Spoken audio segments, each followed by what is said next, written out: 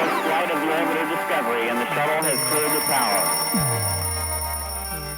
Are we on? Hey, we are on. What's going on? Hey, welcome to the Health or High Water podcast. Hope you guys are having a wonderful day out there. Brett here, Ascend Performance Training with Good Tripp. Tripp, what's happening, my friend? What's up, man? How's your day going, dude? So good. You know what? I need to chill on the caffeine. So everyone listening, so about a week and a half ago, Brett told me he was going to go every other day for coffee, and I've never seen him pound so much. No, I know. I need help. Well, we're going to be talking about some help today, but first we want to thank some of our sponsors. Number one, thank you to You vs. You, our first clothing sponsor. You guys can check them out in the bio below. Awesome motivational gym clothing that you got to check out. Also check out ascendperformancetraining.com. Check out the blogs that Brett and I are writing. They're amazing. As well as the book that's out, Health Profiling. That's out on Kindle and Amazon. And also thank you out to all the listeners, subscribers. You guys are making our lives amazing. You guys are keeping us consistent. We haven't missed a week of podcasting since April.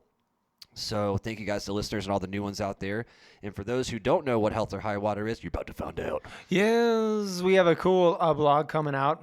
Had my mom and her sisters and my brother and sister came out to Denver and climbed Mount Bierstadt. That was a goal of theirs, a life goal, their very first. And I did a blog that they'll be releasing here shortly. It's going to be really exciting about their journey preparing for it. They're in their late 60s, so as you can imagine, it's a tough journey to climb a mountain. For any age. Yeah, and so our goal is just to get people more active here, and it's a fantastic blog. It'll be coming out. So follow that on ascendperformancetraining.com. Also want to give a shout out to Laguna's Coffee. They're locally sourced here and ecologically sustainable here in Denver, Colorado. A fantastic coffee company. You can find them on lagunas.com. Thank you so much. What else? What else am I missing? I don't know. I think what's missing right now is some help with sports, youth sports, indefinitely, and I think that's where our conversation today, if I'm not mistaken. You are not mistaken. Yes. So this episode, as you guys know, the format. We typically do have guests on, and then Tripp and I also discuss stuff between each other that are relevant and important in the health and wellness industry. Everything from mental health, physical health, genetics, hormones, blood work, the gym industry, health and fitness. We're both health experts, been in the fitness industry for long periods of time. And today, our episode is going to be on child athletics. Something you and I are both extremely passionate about and know that there's some issues that need to be solved. Yeah, so let's start there. What's the issue? So I'm just list off some of the issues right now. We're going to kind of dive into it. We for all the parents listening, we want to show you guys the state of the issues as well as try to give you guys some ways that we're trying to solve them. But it's going to take a village to do that. So a lot of issues right now happening in youth sports all the way from ages 5 to 20. Injuries, burning out, specialization, parental pressure, lack of access, coaching quality, body imaging disorders, social pressure, technology and screen time, performance enhancing drugs, and mental health. So there's quite a few things going on with youth athletics that need to be talked about. Yeah. The parents are looking for. Kids are more active than ever. They're doing many sports. They got basketball 3 days a week. They got baseball. They're doing lessons. They got fall ball. They have, they're also on swim team. They're doing more stuff than ever. How's that affecting? Let's go into stress real quick. So I do agree with that, but there's two different sides to that too. So the kids that are doing athletics are doing too much. Like you said, they're doing 2 or 3 different sports at a season or whatnot. Mm-hmm. But you're also youth athletics have almost got cut in half since COVID. Mm-hmm. I had someone message me the other day because if you guys want to listen to a little bit more about mental health in youth sports, Rob Allenson last week was on. He dove in a lot about that, even men's health too. But there's also a lack of access to kids. I was telling one person hit me up, and their daughter and son, they don't have a football program or cheerleading programs in their school. So I think this is a 2-part problem with that. Is hey, there's a lack of access for kids that do want to do it, and the kids that are doing it are getting burnt out. Mm-hmm. Mm-hmm. Yeah, we saw that. You and I were both athletes for long periods of time. You started your football career late in life. Yeah. and so you have that perspective. But you played sports too when you were younger too. I did some youth sports. I did some baseball, some soccer, swim team throughout high school. Yep. And so we noticed that, in this episode, I wanted to touch on it. We're creating two programs, among other things, but we have a youth baseball strength training program, and we also have a football version of that. I want to kind of go into that. The purpose of this is there's a lot of questions surrounding when kids should get into fitness. Should they be lifting? What age should they be lifting at? Should they start at 10? Should they start at 12? There's a lot of questions on when to start. And then there's other questions on, the specificity of it, meaning like, what types of lifts are they going to be doing? How does it function? So we took that, and I did a baseball one, and you did a football program. And we're going to go over today what these programs are for strength training, and answer some questions about, if you're out there and you have an 8-year-old, a 9-year-old, a 10-year-old, anywhere through 12, what's in these programs and how they're going to help you. So that's what we're going to go into. And as well as towards the end of that, we're going to kind of try to solve some of these problems, creating better communities, and as well as trying to help you guys provide athletics for your kids too. Again, there's a huge absence of sports and community that we need. And we're going to talk about that too. But first off, we're going to talk about our programs. All right, this is the point where I'm going to kind of grill Bret a little bit on his program. Grill me. Hit me with the hard-hitting questions, what we're doing, some problems that you're seeing. That's the first thing is too. So, you've been working with some kids recently, for a while with baseball and whatnot. Mm-hmm. What are some issues you're seeing with baseball players right now? I'm not seeing issues. I don't necessarily look at anything as issues, but I look at them as I have opportunities. So misorganization, right? Well, I just see that there's an opportunity to create a better functional training program for kids, especially in their specific sports like baseball. A lot of kids are specializing in a sport. Some love baseball, and they decide, hey, I want to focus on this. So what are the exercises they need to start doing and when? And then put it into a program that makes sense. So what age would you suggest a kid to start working out, lifting? What's the deal with that? So it's kind of around puberty. They have to. That's really when you want to start shifting into weights. They can do calisthenics and gymnastics style stuff before then, and they can start to introduce weightlifting, but at a very light weight. But once they hit puberty, or they're around 11, 12, 13, that age, then they can start to transition and start to learn the techniques of weightlifting. So in your program, Chapter 1 is baseball-specific compound movements. Could you kind of go into detail about why you're doing compound movements and how that helps them? Yeah, so baseball-specific compound movements, I just selected certain compound movements that I felt were the most beneficial for baseball. I took out anything I didn't feel were absolutely necessary. The compound movements are essential. The compound movement is hitting 3 different motions. So it's, your hips are moving, your upper body's moving, you're working your lower body as well. So the ones I have in there are barbell back squat, incline dumbbell chest press, hex bar deadlift, farmer's carries, dumbbell overhead single arm snatch. So I think it could be argued incline dumbbell chest press is not a compound movement, but I kind of visualize it as a compound movement. Even though it's technically not, but those are the 5 exercises that I've selected as the compound movements, and that all kids, especially in baseball, should learn. Now, have you seen from other programs that I know you want to make this the best it could possibly be? Did you see they're missing some of those in other programs?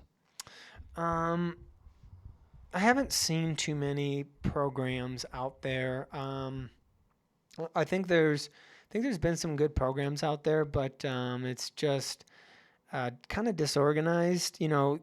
There's no rhyme or reason to the whole program. I just felt like that it just hasn't been organized. So this is just my way of going through, what I went through baseball and training and selecting, I feel like, the right exercises and sets and reps and ranges and put it all into a program. Well, because you played baseball, as a trainer how important these are to apply them. So that's awesome. Let's go to Chapter 2 real quick. You got accessory hypertrophy lifts. Can you give me a little explanation of that? What is hypertrophy? What does that all mean? Well, hypertrophy is just growing muscle tissue. So it's done at a slower tempo It's typically done between 12 to 15 reps, and you're focused on the mind-muscle connection. It would be considered bodybuilding. Don't let that term scare you, as opposed to powerlifting or a different type of training. Awesome, man. And then chapter 3, balance and calisthenics. I can see where balance and calisthenics would be extremely important for baseball. What kind of program do you write for chapter 3? Yeah, balance and calisthenics. So anyone could do calisthenics. Balance is going to be essentially understanding a whole chapter on understanding how your hips move, and how that functions in your balance. Understanding the connection between the role your hips play in maintaining balance. So it's huge for pitchers, but it's huge for everybody in general. There's lots of different types of movement in that chapter. It's kind of like almost branches into ballet sort of ish. Ballet is a fantastic example of balance and symmetry. And control too. And total control and breath and rhythm and movement. Ballet is a wonderful art that has kind of gotten lost over the years, but there's so much we can learn from that, and that kind of transitions into balance training. Well, amazing, man. The cardiovascular number 4, so they're already doing workouts and stuff, so you're adding more cardio in? Is it more specific cardio? Yeah, no, cardio is just like an overview of what they should be doing cardiovascularly. Okay. It's going to be broad, going to range from certain laps they can do when they can program cardio in, running foul poles, how that works with baseball, and when they should run after pitching, if they pitched X amount of innings, how much should they run. We're just trying to keep that lactic acid moving around the body so that it's not focalized in their arm. And then number 5, this is one that should be with pretty much any program is complete arm care. I can see joint care being in there too. Like, is that like more recovery? What is that? What is chapter 5 like? So arm care is huge. Arm care is gonna be so when you're pitching or throwing a baseball, there's a lot of stress that goes on. Repetitive motion stress. So repetitive motion is constantly tension that happens over and over and over again, right? You're throwing, especially as a pitcher, you're throwing a lot. So your elbow takes on a lot of stress. There's the Tommy John ligament that is popularly torn with athletes who don't take care of their arm. The shoulder, the rotator cuff, the AC joint, all those are under stress. So flexibility in arm care is one of the most important things for athletes to develop early. I developed it early in my life, and my arms stayed completely healthy, very healthy throughout my career. So that program is going to be a lot of band work, a lot about external shoulder rotations, internal shoulder rotations, and then there's going to be a lot of understanding on like the frequency of how to do it, when to do it, before, after the game, all that stuff. Incredible, man. That's something like even swim team. Like I tore my rotator cuff and it wasn't the same for like 5 years. Did you? Oh my, dude, it was terrible. I tried to go to doctors, do rehabs, and I go hurt it again, and it seems like none of them had like the right idea of what recovery should be and functionality. Dude, that's so funny. Talk to any athlete that is out there who's past who's past college and all that. Oh, I used to play at this university and then I blew my arm out. It is the most common thing of all time is an injury. So arm care is the solution to that. We needed to have a chapter on this. It was so important to have arm care in there. So that's why I put it in. Well, and I think you should. That's one of the things we talked about being a problem in youth sports right now is the injuries, right? Once a kid gets injured, like I'm not doing that again. That's why you're so big on having the genetic tests for athletes. For those who are new to our podcast today, first of all, thank you so much for joining Tripp and I. We really appreciate you. A ton. We talk about a lot of different stuff, but Tripp is a certified DNA-based program designer from ISSA, the International Sports Science Association.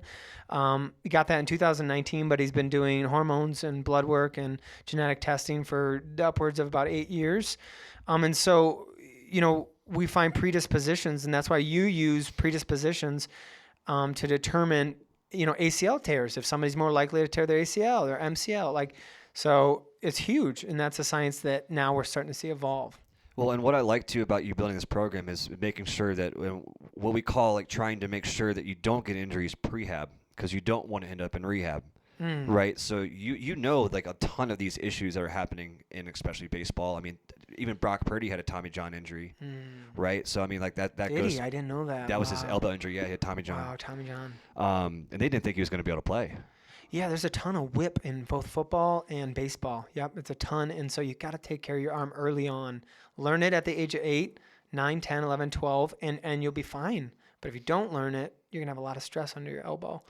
Right, and like taking the time to do these recovery and making sure that these joints are strong, these ligaments are strong, what have you, keeps you from having injuries or helps prevent having injuries down the road. And a lot of us, and this is me too. I'm putting myself out here too. Is like back in like high school and early days of college. Is like go all out all the time. Right, and like that's what your coaches kind of want you to do. Is like, I want you to see you 100% all the time. Totally, yeah. And it's like, well, maybe we should be putting 100% in the right areas at the right time to make sure that 100% doesn't turn into an injury. Yeah, totally. Yeah, injuries are the killer, man. There are a lot of injuries you just don't come back from. You know that. And imagine as a kid going, like, if you're 12 years old, you got an ACL tear. It's like, dude, you just got robbed of your 20s. Yeah, and your shoulders honestly, the shoulder joint is never the same. It's very rare. I'd say about, so my background's physical therapy. It's 5-10% heal back up to complete normal. Never 100. It's very low. So the point of this is we put in, and we're going to get to talking also about a football program as well. So this episode isn't just baseball, but the point is, find out the injuries that may happen, and like you said, prehab them. Right, and then using tools like our experience in the sports, the tools that we have like genetic testing, blood work, biomechanical assessments, and coming up with something that's like actually going to work with these kids. Right, and I do that. I'm kind of going on a tangent here a little bit, but like speaking on the next chapter here in yours is mindset. Is getting rid of these frustrations that these kids have, whether it's injury, burnout, parent fatigue, coach fatigue, like.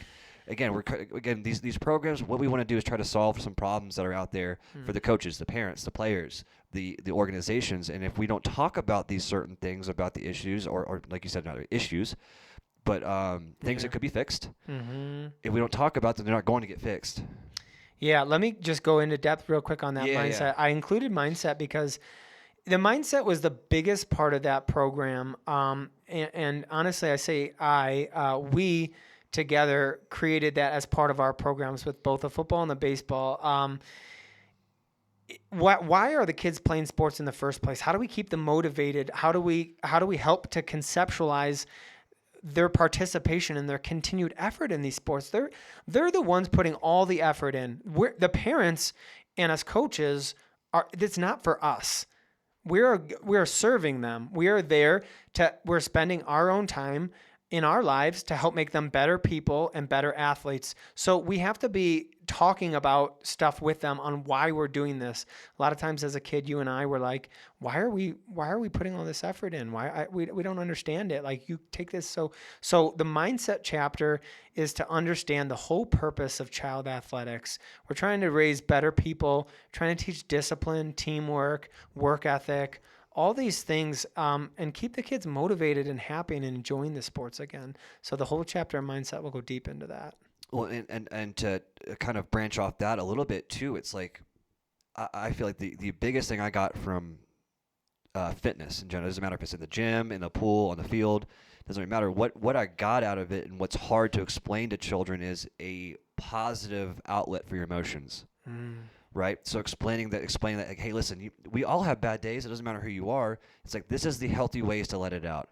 This is the ways you should let it out, and use that as, in chapter 7 of health profiling. We brushed on spirituality a little bit too, but that kind of delves into mindset, right? Like, the gym is my therapist, my bartender, my everything, right? And teaching kids how that mindset works in fitness is not just about winning. It's about, hey, I'm learning how to control my emotions, let them out at the right times. And I think that's why you're seeing like all these Karens and shit come out. They don't know how to control their words. They act like children's having a tantrum.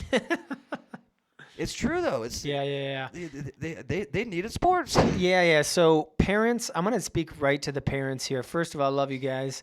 I'm gonna speak right to you guys. It's amazing that you've taken the time out of your extremely busy life to sign your kids up, to spend money and time and energy and effort driving them to practice, getting them to their games. Takes so much effort. kudos, you're giving them a better life. You 100% are than a lot of parents out there. One thing I will say to you, though, is that let your kids have coaches or trainers or professionals that help them become better athletes. If you cross the boundary and you start to correct their form and you start to coach them and you're constantly trying to correct their form, it's going to form a bad relationship at some point. They're not going to want to listen to you. They're going to become demotivated.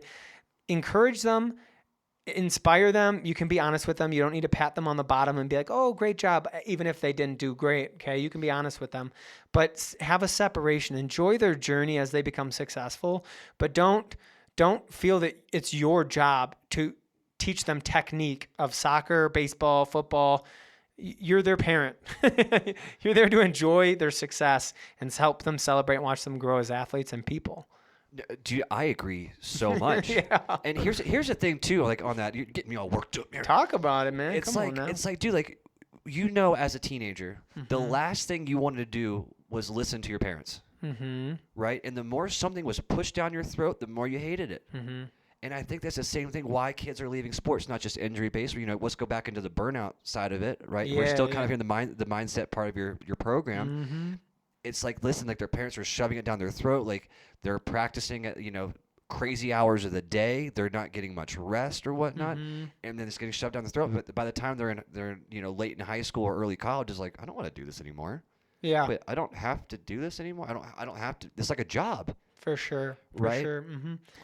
Yeah, there's a part of it there's a part of it that should be not fun. There's definitely a part of it shouldn't always be fun. This isn't just, hey, let's have a jolly good time. Like I think that sports should be taken very seriously. There's fun times, but there's a structure and a system to learning, and we're there for a purpose. We're there to become better at the craft of what we're doing, whether it be football or baseball. And there's all these hundreds of little drills that'll help you keep your foot in the right position, that'll help you keep your hands in the right position. And we take those seriously. We want to have fun with it. What was the part I wanted to finish that thought? What was the part of the question you were talking about? You're talking about burnout and talking about the last thing you said. I'm trying to wrap that thought up. This is how Tripp, by the way, this is how Tripp and I get on these rants. We get on these rants here. This kind of ties in, goes back to the mindset part of this and how to keep it fun, but also take things very seriously. And you don't want your kids to get to college and hate looking back at their career and being like, I hated this. There is a discipline portion, but also there's a portion of enjoyment and fun. It's their journey, not yours. 100%. Right, and that's something that they have to understand as parents. You guys listening out there that do have kids out there, it's like this is their journey. Mm-hmm. And I do understand there's probably a nostalgic aspect for a lot of parents, like, oh, I used to go to the game and whatever, and my dad was there or whatnot. I get that. Mm-hmm. But I do think there's a boundary being crossed between kids and their parents with athletics. Mm-hmm. Whether that's like the pressure of parents like, hey, you got to get this done, we got to practice this, and then but you also have the burnout aspect from the athlete that like, hey, I'm getting this shoved down my throat all the time. Yeah. How am I supposed to perform when all I can think about is how I'm supposed to play? Mm-hmm. And I do think that the thing that we should be touching on too is what they get as a community from these sports. And what I mean is like what you're just saying, like, hey, we take sports seriously. And you should, because it's a great application for when kids go out into a workplace to understand when's the right time to joke around, when's the right time to get to work, when's the right time to have these conversations with your teammates. Hey man, I saw you kind of had a little bit of issue on third base. Yeah. I got some plyometrics to help you out with that. Like, those are the kind of things that the community is lacking with the lack of access of these sports. Mm-hmm. And I agree. Like, the mentality is not just about the mental aspect, but it's about what you can get from these communities and how you learn to grow to be a better just adult, not just athlete. And I do think a lot of these programs out there are not teaching that because they don't understand how to. Yeah, for sure. Yeah, no, we're talking about a very specific niche of background of lifting, training, and then the sports specificness of it. And now the mindset has developed a lot over the last 10 years. meaning like the psychology of sports, and that's where the mindset goes into. It's the sports psychology of it, and that's what we're speaking to right now to you guys, the parents right now that are listening, who we kind of wanted to, make this episode for and speak directly to how to approach, having your kids be very successful athletes. I did a poll. I don't know if I told you this, Tripp. I did a poll. I know. Sorry about that. Did a poll on baseball, life in baseball in Colorado, and 75% of the, I think it was 75 or 78% of the parents, their reason for their kids playing was to learn life lessons and be better people. That was 3/4 wanted that. Well, it's because it's the most important factor in all that. Let's be honest. Not every kid's going to play in the NBL or the NFL, right? And that's something that a lot of us have to live with. It's like, hey, I gotta say this myself. I'm never going to play in the NFL. That's okay though, right? It's like, but what did I get from my time playing? What can I look back on that I got? And with football, I've got a ton of elite level athletics under my belt now. Yeah. How they coach, what's expected of us, the pressure, all of that on it. But without that experience, you wouldn't know. And I do think that early education in sports helps you out later in life with jobs, relationships, how to control your emotions the right way. And that's that. I'm glad you put this into your program because it's something that's not talked about enough at all. Yeah. So getting back to the program, there's 6 chapters ending with mindset. There's a lot of exercises. Tripp's passing it back to me here. There's a lot of exercises, balance, cardiovascular, complete arm care, and mindset. We wanted to give a leg up on the program. I want to switch gears real quick on and touch on football. We also have a football program that you developed, Tripp. Any differences, or what? I know the answer. I just want you to give a opportunity to talk about the differences that you've created in the football program. I know there's a lot of crossover.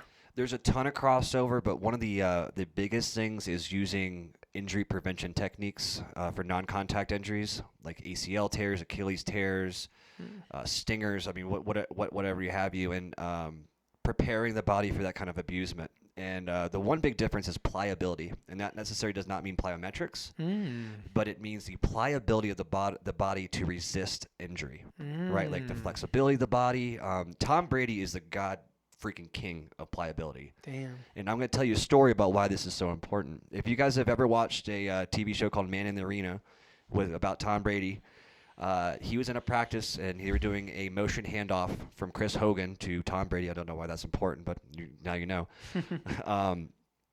Tom Brady's workouts are not traditional. Lots of band movements, lots of body weight stuff. People jock on him all the time for the TB12 method, but this proves his point of why he lasted so long. Chris, during the handoff, Tom Brady tried to get the ball to Chris Hogan, and he thought it was a fake. Pushed it back into his hand. What that caused was Tom Brady's hand from the thumb out to expand so bad that the middle of his hand ripped open. What? Now, traditionally, what's going to happen is your ligaments and tendons are going to tear too, right? Of course. Right. No ligament or tendon damage at all to the hand. It was just an open wound. I think I heard about that. How long? What this was? Still with the Patriots, so probably 2018, 2017. Was he out then for a while? He was playing that next week. Jesus, his hand ripped open? Like there's a... Split down the middle, right top to bottom, because it got bent so far back, but he had that much pliability training into his hands that nothing structurally got damaged. Interesting. Love this. So the big difference for this program is understanding pliability. Football players are a little more abusive with their bodies with the contact. I'm not saying that baseball doesn't have any contact. People get hit all the time. But understanding how to train your body for those impacts, making sure that you're loose and limber, making sure that, like we talk about predepositions. Hey, I got a predeposition for ACL and Achilles rupture, so what can we do to do that? Making sure that our bodies are pliable. So that's the major difference. So you have a meeting today with I believe it's the head coach of UCLA Berkeley, the head football coach, where we're going to go over, or I'm going to be there, but you're going to go over a lot of this stuff. Your program, when you're talking with him and you're going through some of these meetings with the coaches, you're going through this exact program or a different version of the program. So the program that I'll be going over with him will be extremely different. Okay. The one that you and I are going over, they're very similar mirror status to a generalized program. When we're talking about people that are ready or willing to take the next step, which would be individualized programming, this is where we start getting into the use of genetics, the blood work that we do here, the biomechanical assessments, and that way each player has their own program based off themselves. That's where fitness and wellness is going anyway. I mean, we talked about this before, like people are doing prescription medications based off their genetics. They're doing a ton of things just based off of that, and we're able to apply that into individualized programs, which again, like a lot of these kids or all these athletes from, ages 12 to 20, they're already good at their craft, but they're not living an optimized base life. And what I want to get across to them, to the football program there is like, hey, we're at a point in science and in fitness and wellness that we can give a program based off each person, understanding injury prevention, understanding what they need to eat, the right way they need to work out, give them the supplementation that actually matters, that's going to benefit them, right? And then much more like recovery, like we don't talk about. It's like, how do I need to recover? What's my mind and body like? You put mindset into your program. We're individualizing each portion of this based off of your DNA and your past history. So it's a little bit different with what we're talking about. It's the same end goal, just with a more of a stronger magnifying glass. That's so interesting. And again, for the people who kind of just joining our journey now, Tripp and I met, I don't know, a year and a half now or something like that. And last year this month. Is it really last year this month? Yo, it was today. Nuh-uh. The 26th. Of September? Last year. It's a year to go today. Oh my gosh. Our 1 year friend anniversary. Friend anniversary. And he eventually wrote a book. He had a similar idea as me called Health Profiling. So if you've heard him in this podcast mention health profiling, that is the process. The book is out on Amazon and Kindle.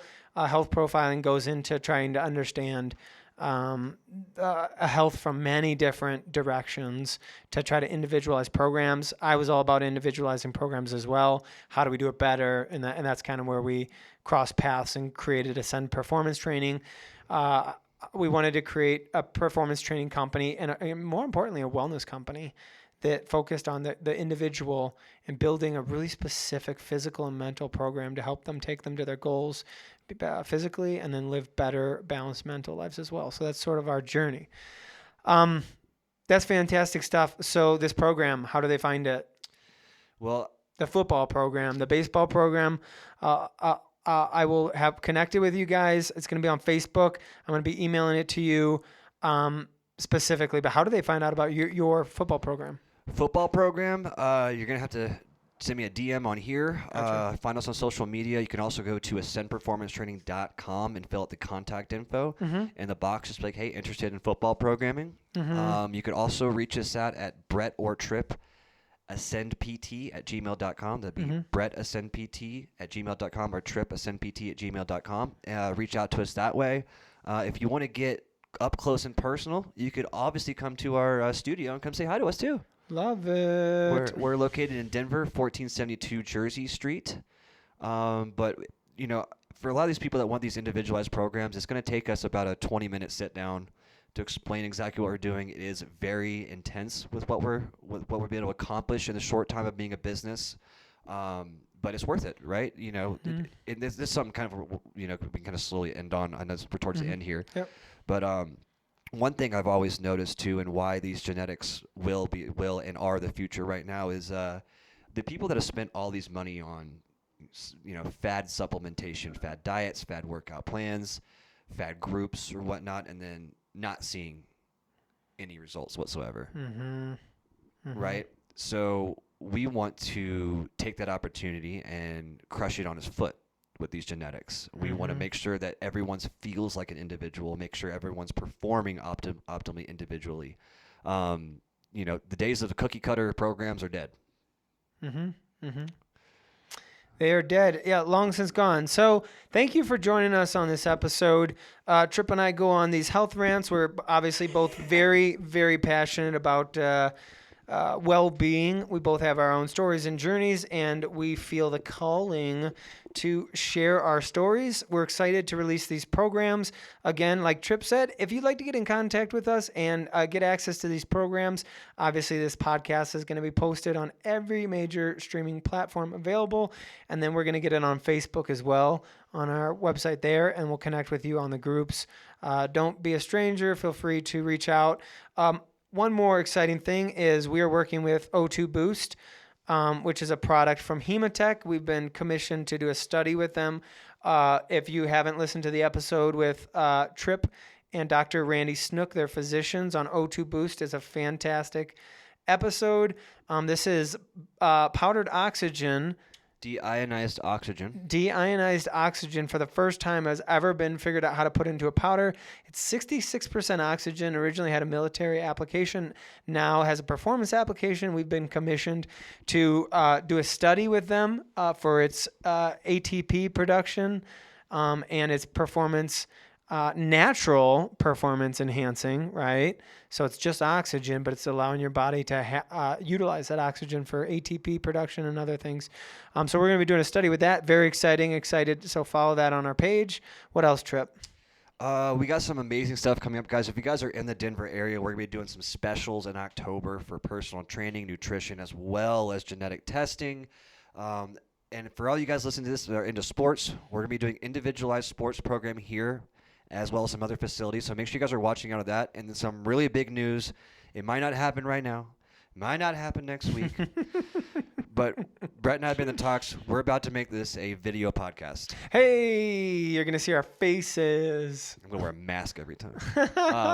The cool part about that is, guys, we'll be having definitive times for our podcast. Yeah. We'll be introducing something called Patreon to our account, so you could talk to us live during the podcast. I love that. So we're going to be doing some amazing things Sick. there. It's going to give us an opportunity to do some more shows on YouTube as well for you guys. There's a lot of exciting stuff in the books, and the whole reason that we're able to do this is because of the listeners right now. Yeah, for sure. It's great. And I thank you for mentioning that. Also, another thing I was thinking about is we're doing a 6-part series at the Balfour Community Center. And it's a total fitness reboot. It's for flexibility, mobility, neck stretches. We work with senior care units as well, memory care units, Parkinson's, dementia, Alzheimer's. We do fitness programs for them. We actually go in person and work with them directly. If you know of a facility or have a loved one who's at a facility and needs help, and you see that they don't have that, or you have somebody at home who's a parent who just needs some activities, please feel free to reach out to us. We do a lot of that stuff, and we would love to set up a program any way we can help, even if it's one-on-one or organizing a group. We'd be glad to do it. Love that, man. We're trying to, if you guys can tell, we're trying to impact all the way from birth till death. From the cradle to the grave. The cradle to the All right, guys, that was an awesome episode. Man, Bret, thank you always for bringing your energy and just being an awesome dude. Thank you guys so much for listening and sharing and subscribing. If you haven't done that, that's not nice. Shame on you. Shame. Yeah, but guys, every little bit helps. Please, if you guys like our content, please go and give us some ratings. Please share this with other friends. If we can just give at least one good piece of information to you guys every podcast so you guys can take home and use or understand a complex situation better, then we're doing our job. Finally, last and final thing. If you have somebody you know would be a fantastic guest on Health or High Water who has, who is on the mission to change the industry, we'd love to hear from them. Please message us and we'll get them connected. Thanks again, you guys. Thank you. Have a good day.